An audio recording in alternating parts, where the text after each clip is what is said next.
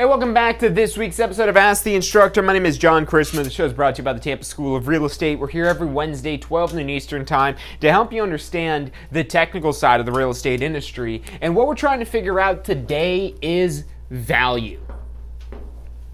What a property is worth. What we're going to be focusing on today is called market value.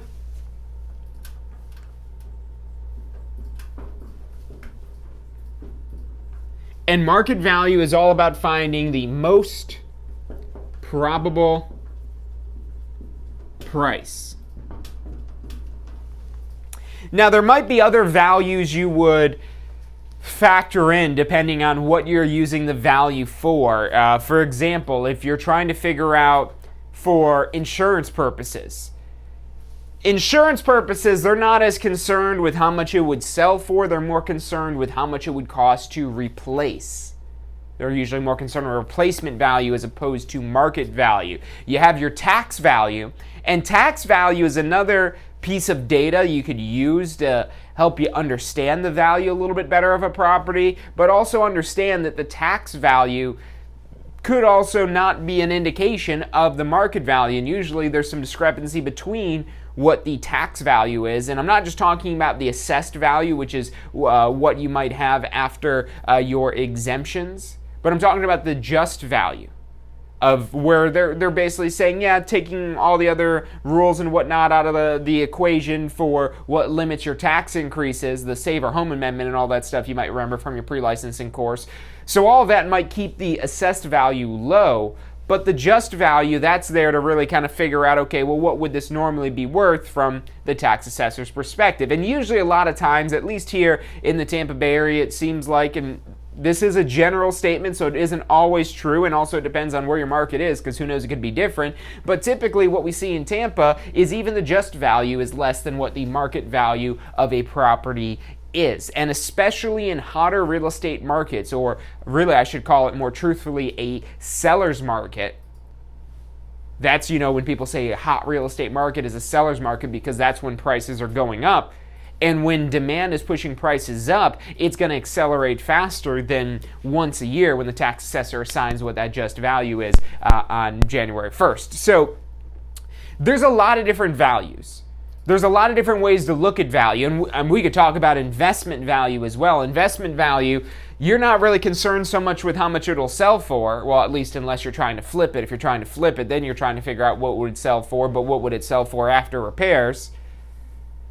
But you might be looking at this for a rental, and then you're not even concerned with a sale at all. If you're looking at this as a rental, you just want to make sure there's a return on your investment, and that's all you care about. You'll pay whatever price as long as you have the funding to do so, as long as you get the return on investment it is that you desire. So market value, though, this is the one we're primarily dealing with what a property will sell for, which when people ask what is the property worth, what's its value, or at least when they ask us as real estate brokers and real estate professionals that question, this is what they're asking us.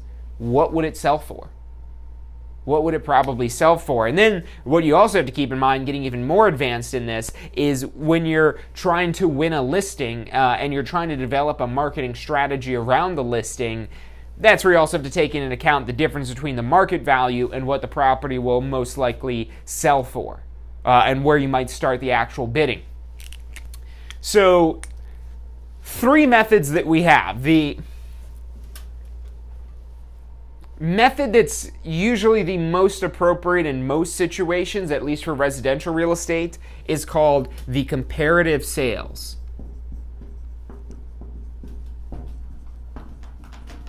The comparative sales approach. And the root word here in this comparative sales approach, a word that you've probably heard them say way too many times in home improvement TV shows, is the comp. And what a comp is, or a comparable, a comp or a comparable is a similar recent sale. So your comps, when they talk about comps all the time on these home improvement shows, they're using the comparative market analysis method or the comparative sales method, where you're using comparable sales, comps, which are similar sales. And what you do, in a perfect world, it'd be this easy. In a perfect world, it'd be this easy, where we've got a 3-bedroom house that sells for $300,000, another 3-bedroom house that sold for $300,000, and these are identical properties, and we're trying to find out the value of this house. We don't know what it's worth, but we also know that it's 3 bedrooms. Well, if there's 2 recent sales of identical properties that also sold for $300,000, well, then your property would be worth $300,000. And that would be really easy if all the houses were just the same, if we all lived in the exact same style and the exact same condition of real estate, if all real estate was exactly identical, well, then there would be no difference in the value. If these 2 3-bedroom houses sold for $300,000 just recently, why wouldn't your 3-bedroom house sell for $300,000? It probably would. But in the real world, it doesn't get that simple. It's not that clean and easy. Because what you might be dealing with here is, let's say one of these houses didn't sell for $300,000. One of them sold for, we'll say, $350,000.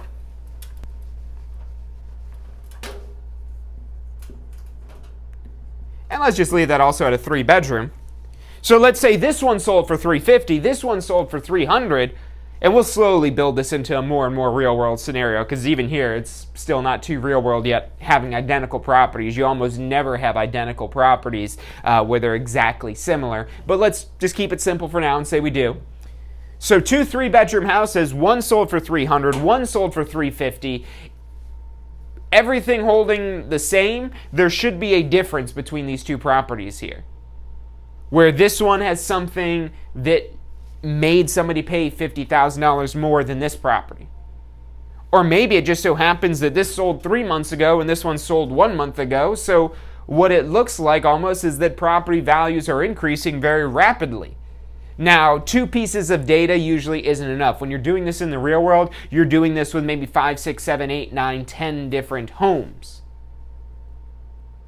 Or as many really as you could pull in that fit that bill, that it's a similar recent sale.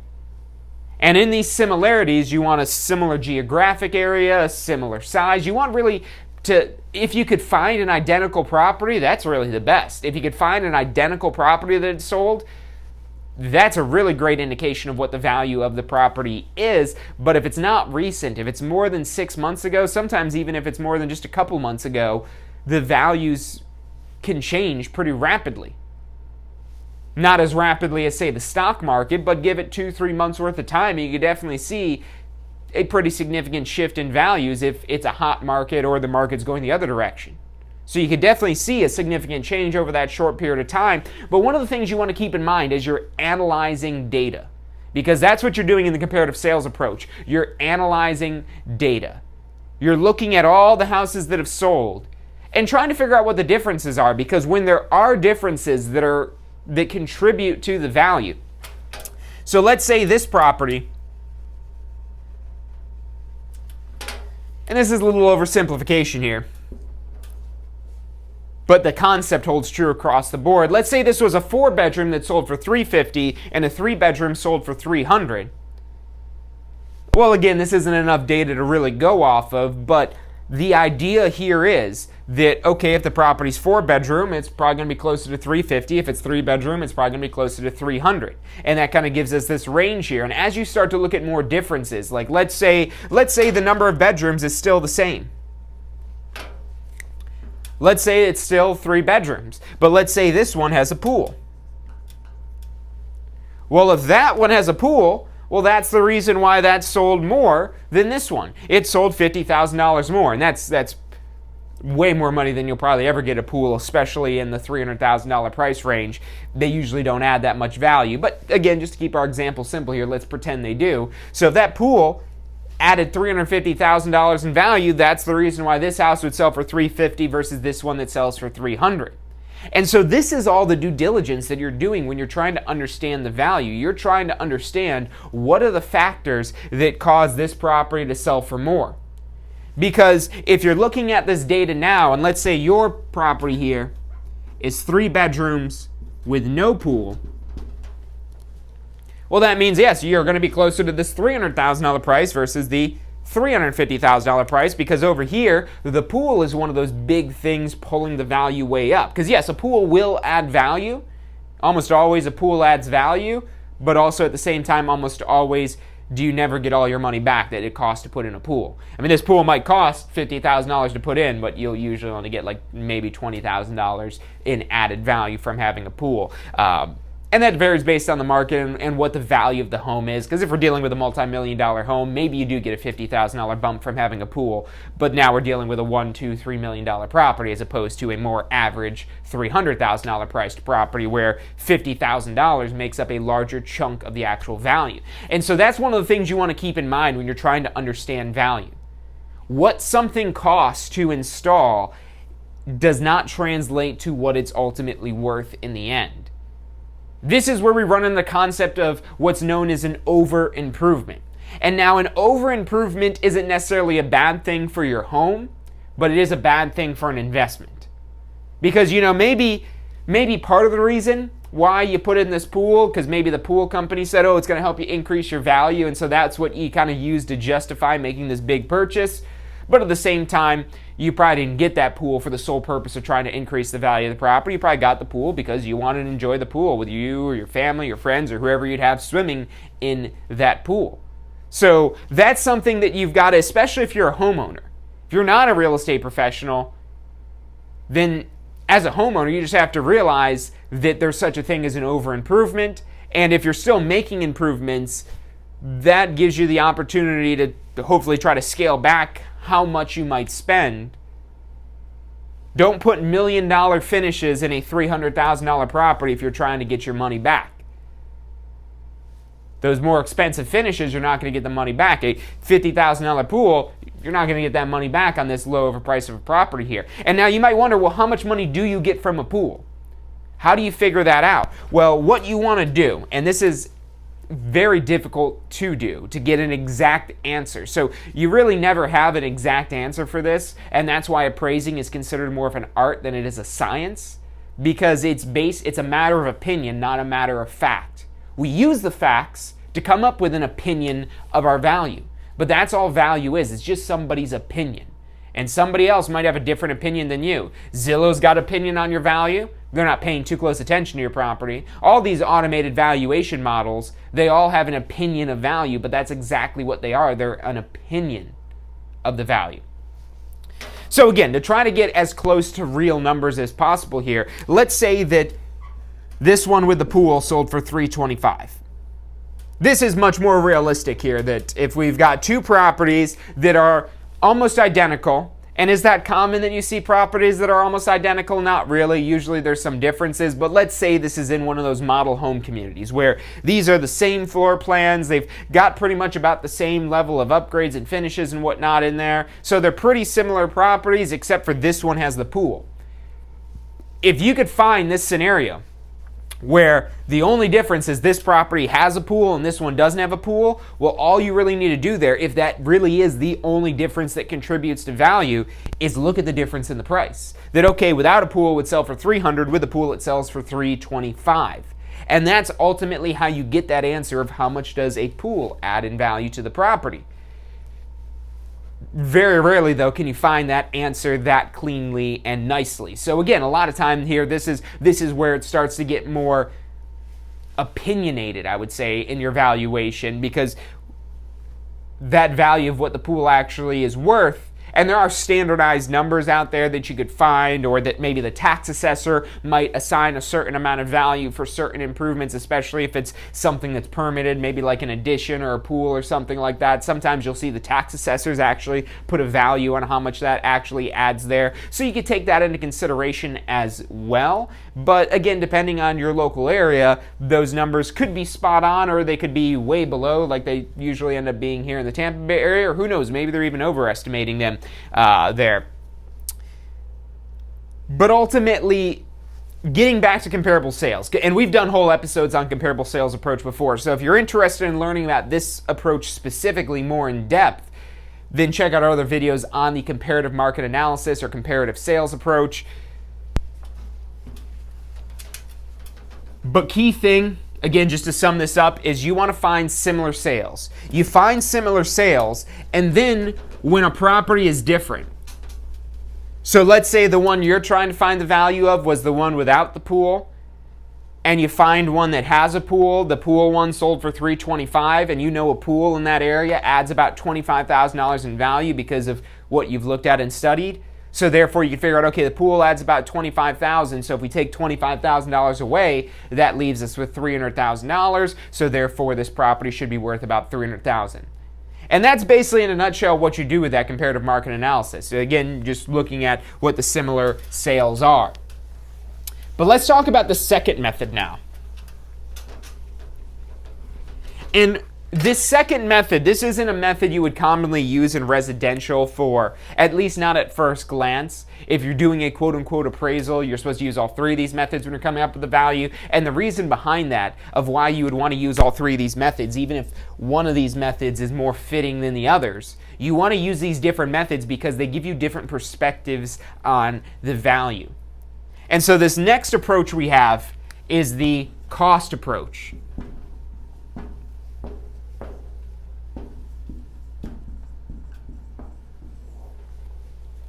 And so with the cost approach, what you're doing is and this is also sometimes, I've heard it called the cost per square foot method. Because what you do is, let's say we've got so in this comparative sales, or cost approach, I should say, in the cost approach, you have this term that comes up a lot on the exam of living area. And exam purposes, you really don't need to know any further definition of this. You just have to match up the things that say living area with each other to be able to do the math.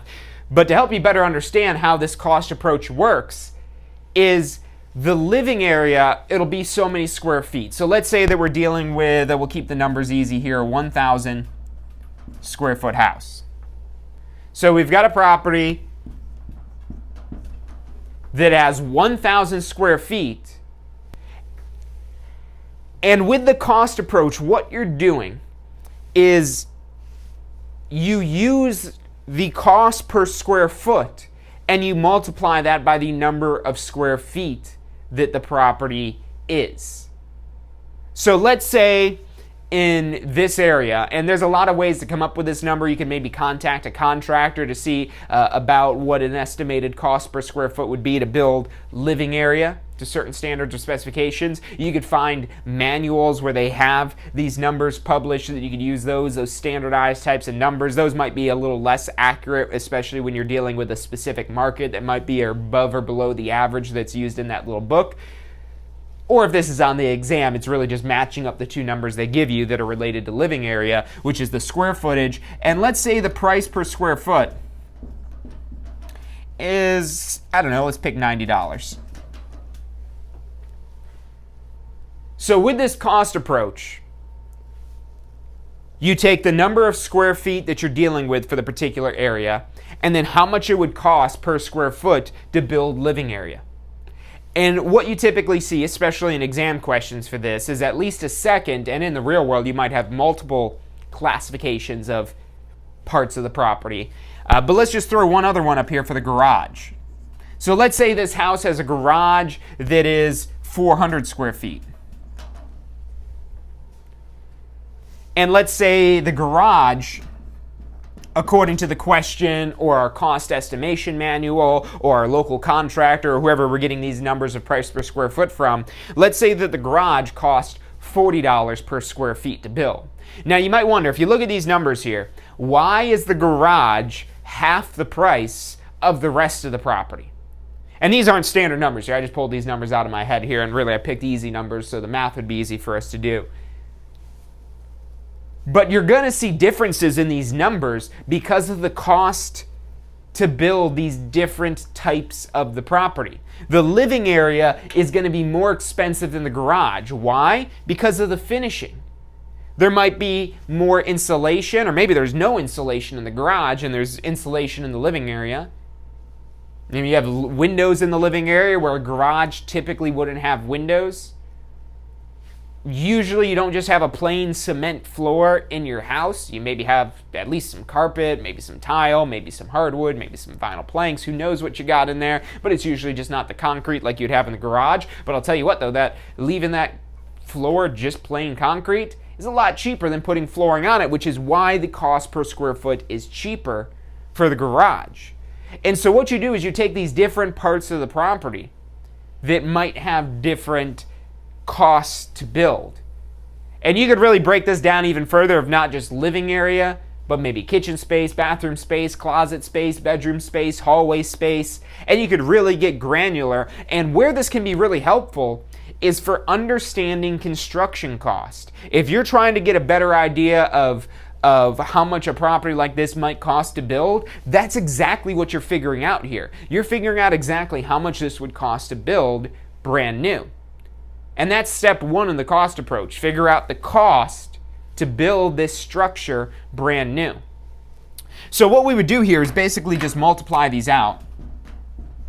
So 1,000 times 90 would give us $90,000 for our living area. So according to this here, our living area would cost us $90,000 to build. And then 400 square feet at $40 per square foot, that means our garage should cost us $16,000 to build. So $90,000 for the living area, $16,000 for the garage, and you might know why. If you do, great, but we're not doing anything with the land yet. We haven't factored in the land. We haven't touched the land, and the reason why you don't is because our next step is depreciation. We'll talk about that more in a second here. But if we add the two of these together first to figure out, okay, what is the total value of the building, $90,000 plus the $16,000 ends up giving us $106,000. But that's not the value of the property. This is what's known as the reproduction cost new, or the new reproduction cost, or the reproduction cost as though new. Basically, how much this house would cost to build brand new, which, like I said, that's one of the things you find out with this cost approach is, oh, well, this house would cost to build brand new $106,000.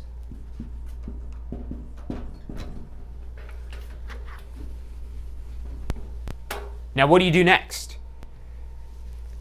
If you're finding out the value of a new property that is yet to be constructed, well, there's the value of the building. All you have to do is add in the value of the land. And for that, you could use comparable sales. You could look at what land sells for on a per square foot basis, or what other lots in a neighborhood have sold for, or all kinds of things like that to figure out the value of the land. That's usually a lot simpler than figuring out the value of a structure with land attached to it. But if this isn't a brand new property, you could still use the cost approach, and you still should use the cost approach when it's appropriate. But what you need to do next is depreciate. And in order to depreciate this, we're going to take the cost new. This house would cost $106,000 brand new. And we're going to divide it by the life, or the lifespan of the property. Which, now, how do you figure out the lifespan of the property? Well, if it's your exam, it's just going to tell you the property has a useful life of X number of years.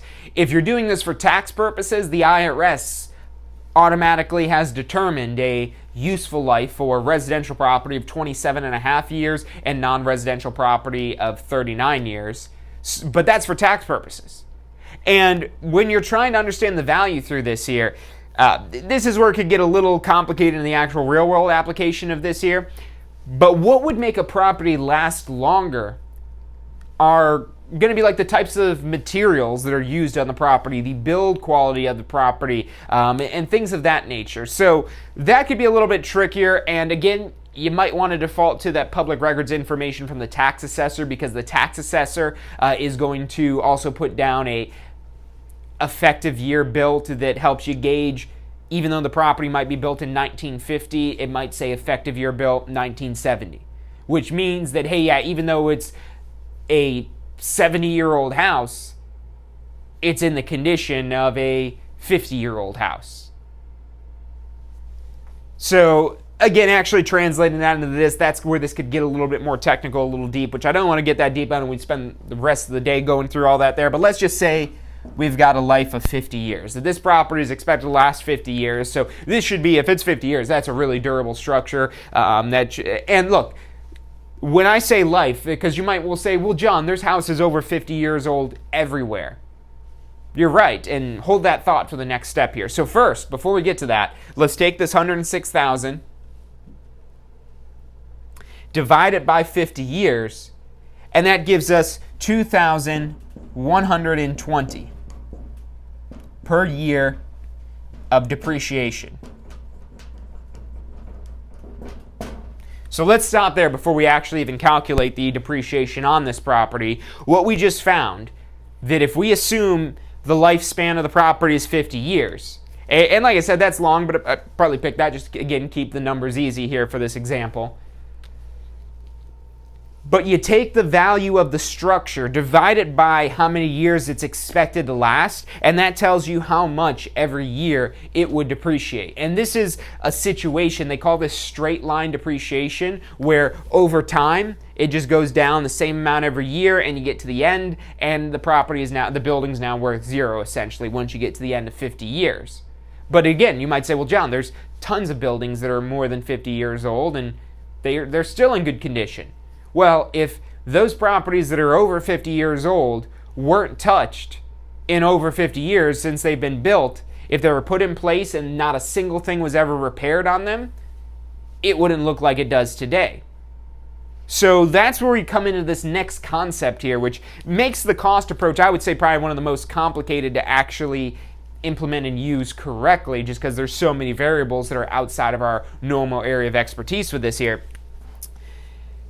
But what we have next is not just the age of the property. Because let's say this property was 10 years old. If this property was 10 years old, well, 2,120 for 10 years, 2,120 times 10 gives us $21,200. So that means over the course of 10 years, if our age on this property was 10 years, this property wouldn't be worth, the building wouldn't be worth 106, it'd be 106 minus your depreciation of $21,000 for 10 years at $2,100 per year, it going down. But let's say even though this property is 10 years old, its actual age is 10 years, there's another concept called effective age. And this is how you accommodate and factor in the condition of the property, of how well it's been maintained. Because even though this property might be 10 years old, it might only have an effective age of 5 years. Meaning it's as if it's only a 5-year-old property, and if we take that 2,120 and multiply it by 5 years, that gives us only $10,600 of depreciation.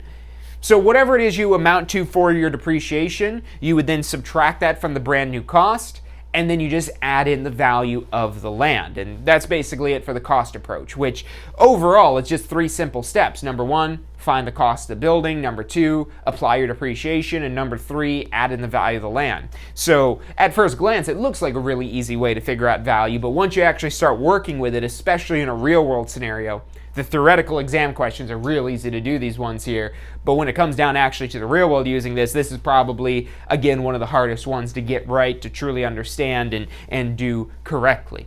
But now we have one more method to figure out value, known as the income approach. And the income approach is the type of approach that an investor would use when they're planning on making income off the property. So we're going to talk about the income approach, but first we're going to take a quick commercial break. Stick with us. I'm John Persmer. You're watching Ask the Instructor.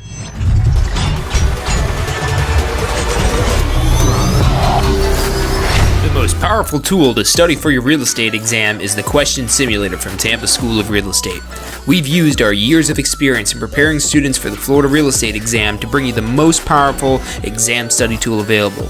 In the Question Simulator, you'll be able to go directly to a particular unit so you can focus on the sections where you need the most practice. We have also included the percentages of each unit so you know which units are the most important for your real estate exam.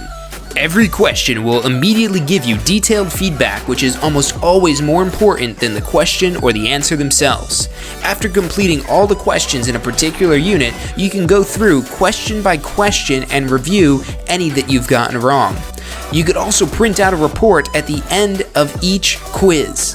The Question Simulator from Tampa School of Real Estate is 100% mobile compatible, so you can practice with test questions anywhere you have your phone with you. Enroll now at questionsimulator.com and get ready to pass your exam.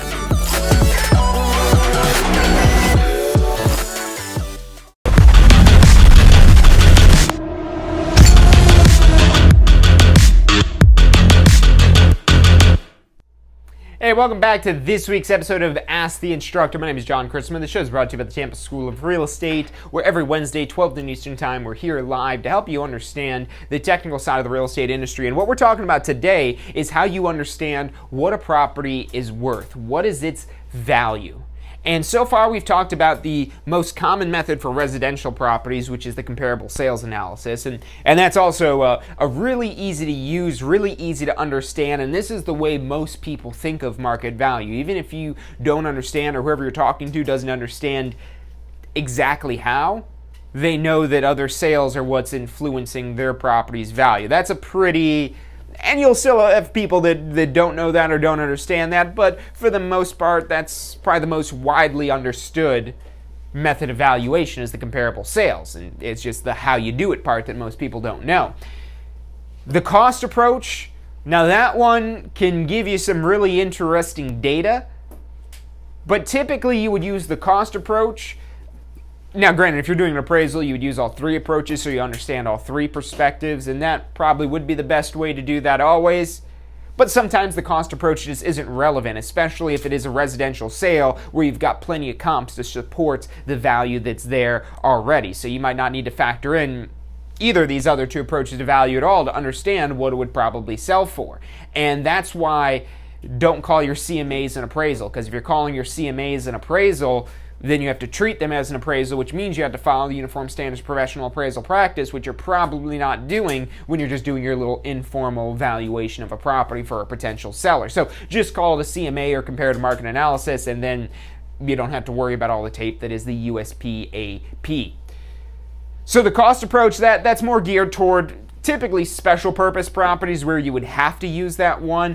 You might be dealing with maybe even an office building or something like that, or especially if you're dealing with a property that doesn't get bought and sold regularly and it doesn't really produce income. It's not there to produce income. A great example of that would maybe be a fire station or a post office or pretty much any sort of government property. The cost approach would be the method you'd probably use first and foremost to figure out the value of it. But let's say you've got a property that generates income, a property that makes money. This is typically when you're renting it, either on a short-term or long-term basis. Typically, though, we're doing this math when we're factoring in for long-term, not Airbnb, vacation rental, short-term type of stuff. Although the math pretty much would hold true. It's just not as standardized for short-term stuff, at least not right now. Who knows in the future as that continues to grow in popularity.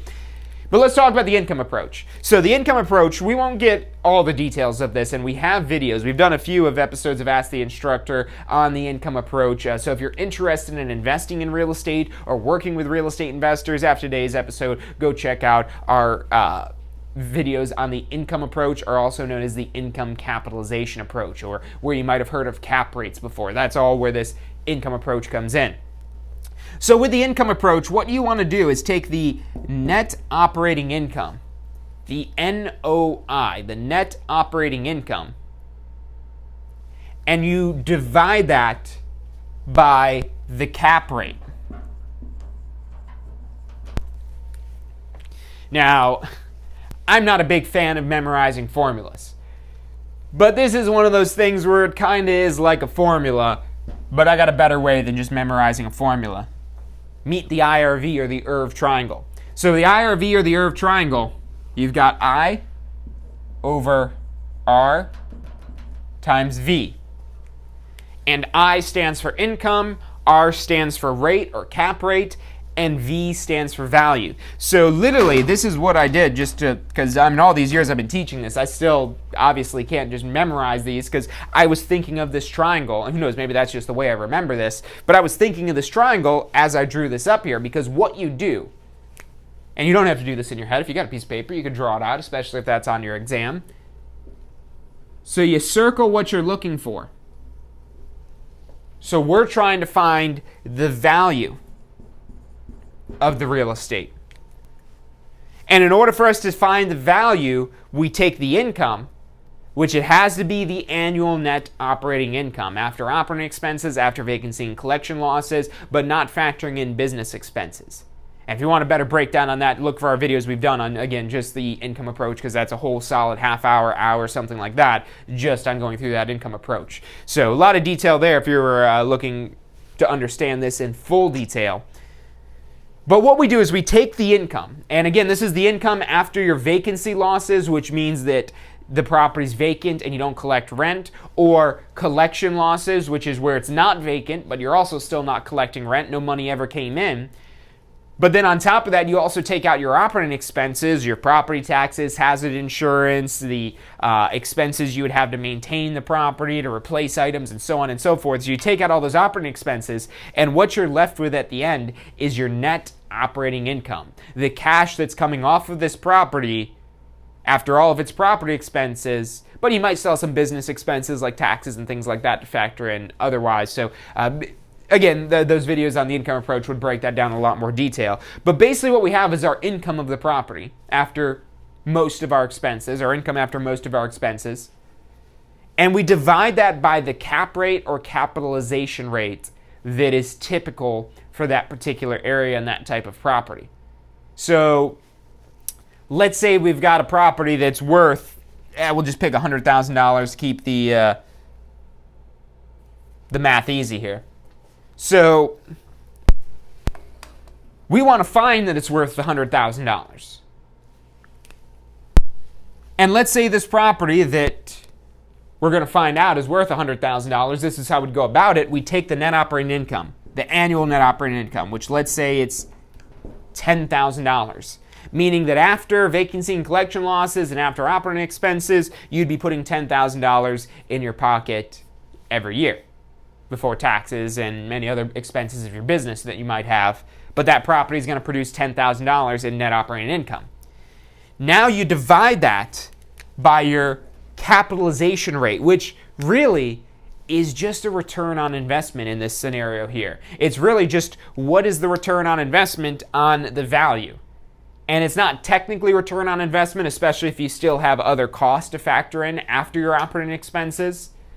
But it's basically return of net operating income on the value of your property. So that's what the cap rate or capitalization rate is. And let's say in your particular market, it's 10%.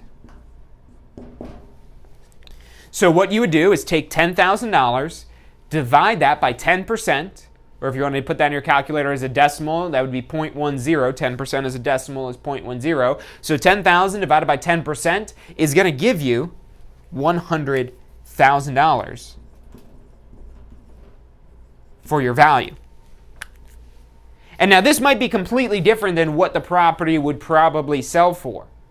Because, maybe as an investment, it's maybe only worth $100,000, but maybe this is more desirable as a single family home, of somebody owning it as a consumer, of them buying it. It wouldn't change the type of home it is, of who's owning it, but thinking of this again more as somebody owning it as opposed to it being a renter, a consumer owning it as their own home versus a landlord owning it and then renting it to a tenant. So maybe with them renting it as a tenant, we're only pulling $100,000. It's only about $100,000 that it's worth.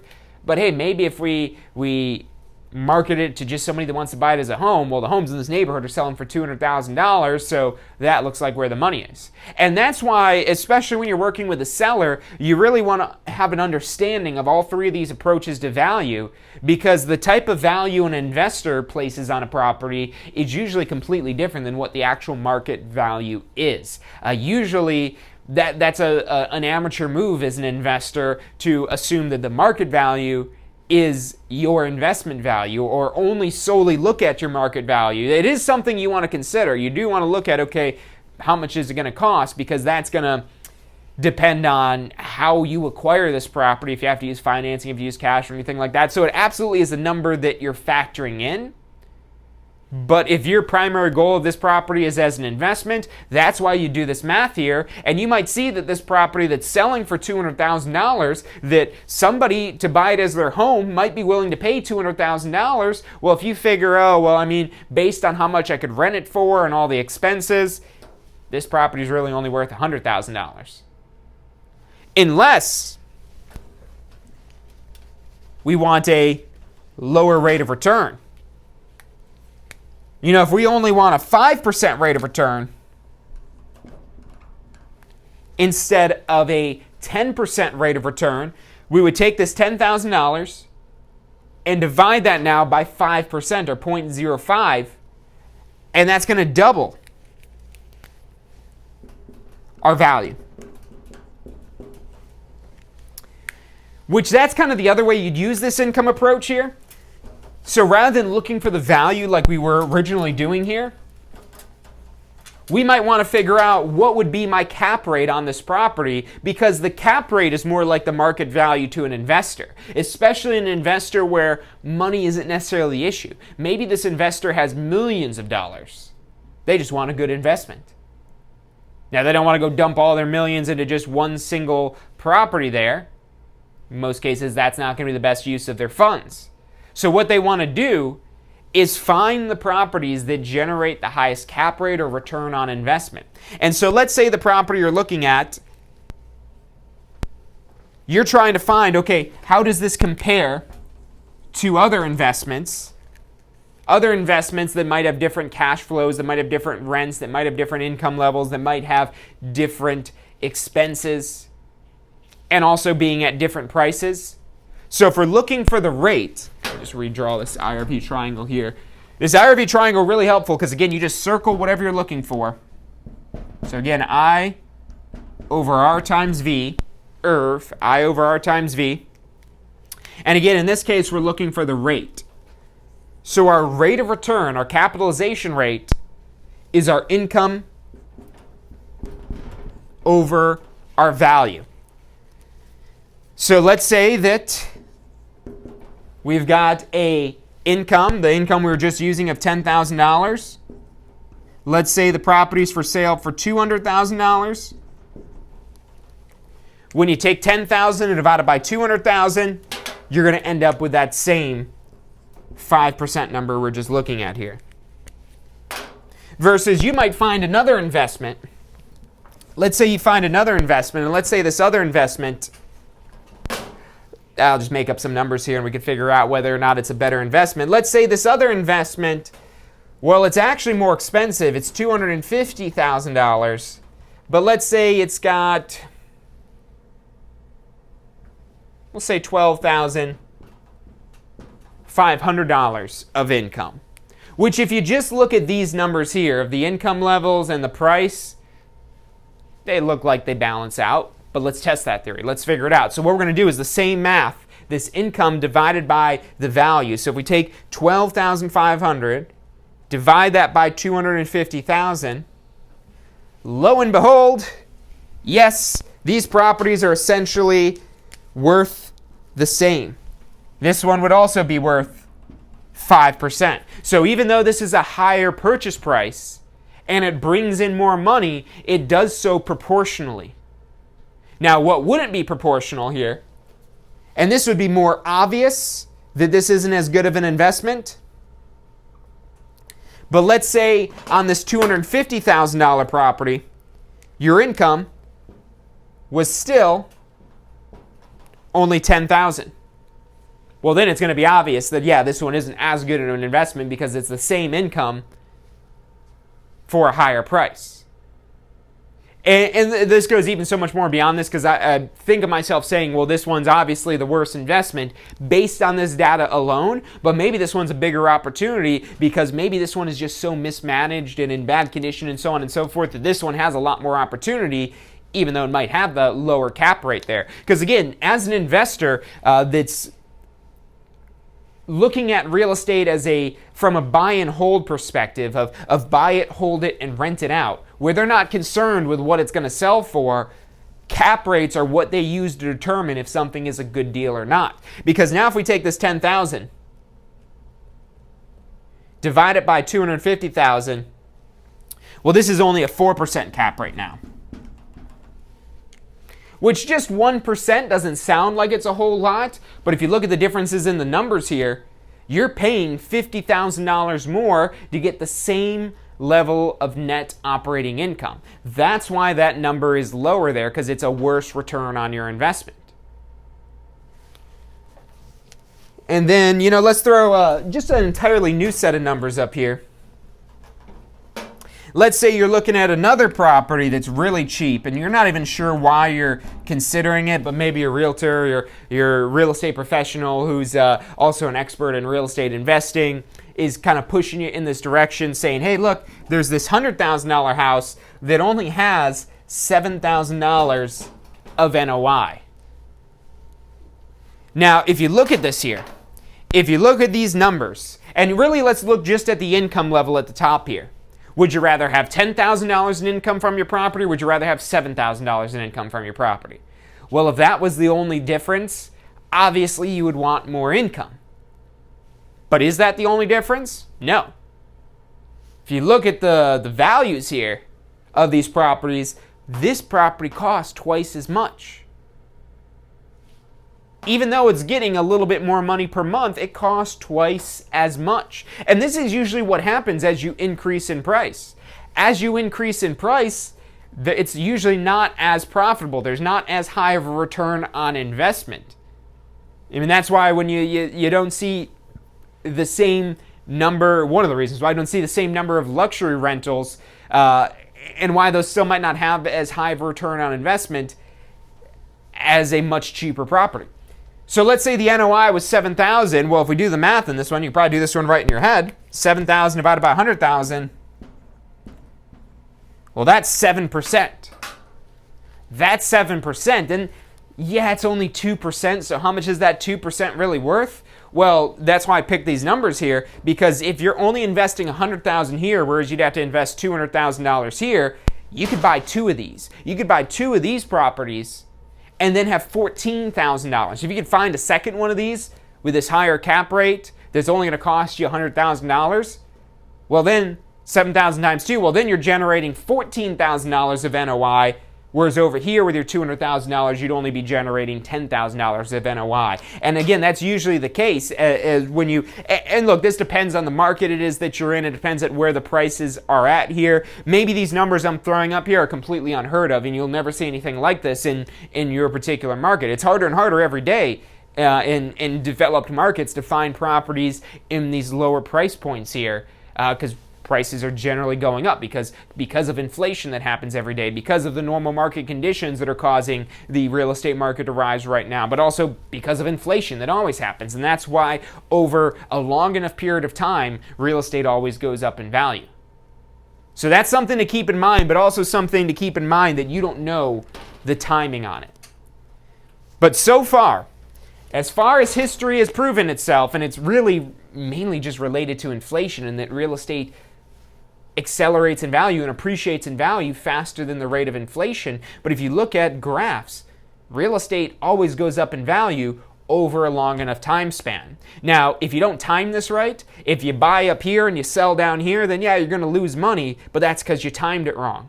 Whereas if you stay and put and you wait till the property goes back up and eventually supersedes where it was before, yes, it will always go up in value, but it might have a temporary period of where it's down in value.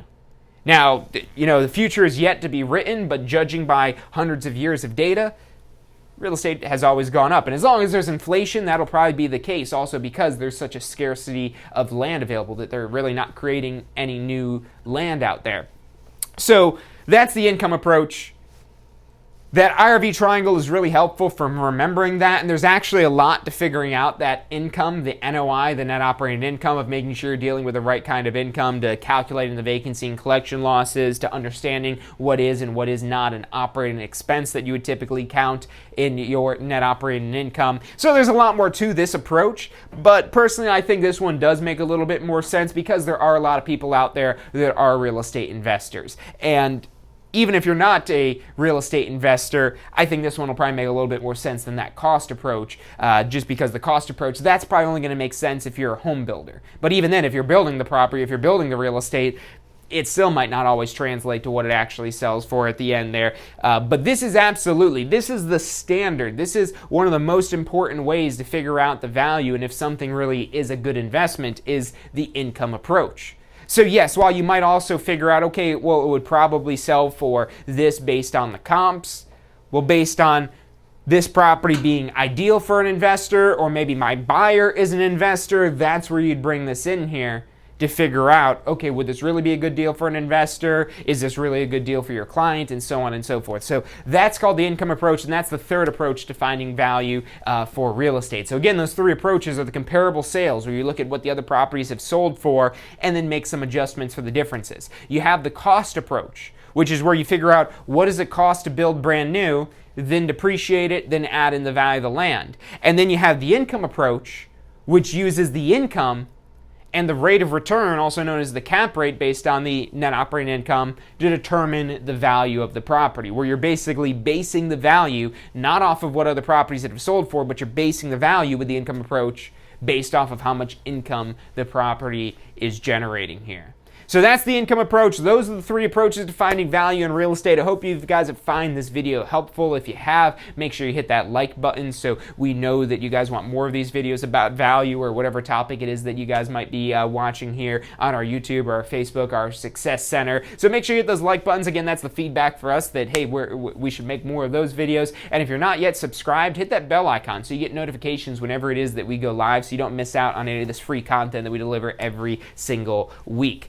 If you've got questions about obtaining your real estate license, maybe you've got to complete your post-licensing course, maybe you're ready to get your broker license, maybe you got to do broker post-licensing, maybe you got to do continuing education, maybe you just want to talk to us, give us a call, 813-333-2676, that's 813-333-2676, or you can check us out online at tampaschool.com, that's tampaschool.com. Thank you guys for tuning in today. Make sure you tune in on Friday for State of Real Estate, where we'll be masterminding to grow your real estate business, help you make more money. That's Fridays at 12 noon, State of Real Estate. Be there. But other than that, I'll see you guys then. Hey, so if you're thinking about starting a real estate career, it could feel a little overwhelming sometimes. Look, that's completely understandable. That's why we're here to help. If you haven't already, check out our Success Center, tampaschool.com/success, or if you don't even know where to begin, give us a call. We'd love to help you out. We've got advisors standing by to answer any questions you have and assist you in any way it is that we can. Our phone number is 813-928-0106. Again, that's 813-928-0106. Give us a call. We're the Tampa School of Real Estate. Do you want a career that allows you to be in control? With a career in real estate, you'll get to call the shots. Whether you're looking at starting part-time or want to become the next top agent, a career in real estate makes it possible. Find out what it takes at tampaschool.com. Do you want to incorporate studying for your real estate exams into your busy schedule? Now you can review the key topics you need to know to pass your class and state exams with our MP3 audio review. Simply pop in your headphones or connect to your car to reinforce crucial information while you exercise or drive. Listen to the first unit for free at mp3audioreview.com. That's mp3audioreview.com. Are you thinking about a career in real estate? Hey, I'm John Chrisma with the Tampa School of Real Estate, and we've helped thousands of people just like you obtain their real estate license. If you're thinking about a career in real estate, give us a call. The phone number is 813-928-0106. Our advisors are standing by to answer any questions you have and assist you in any way they can.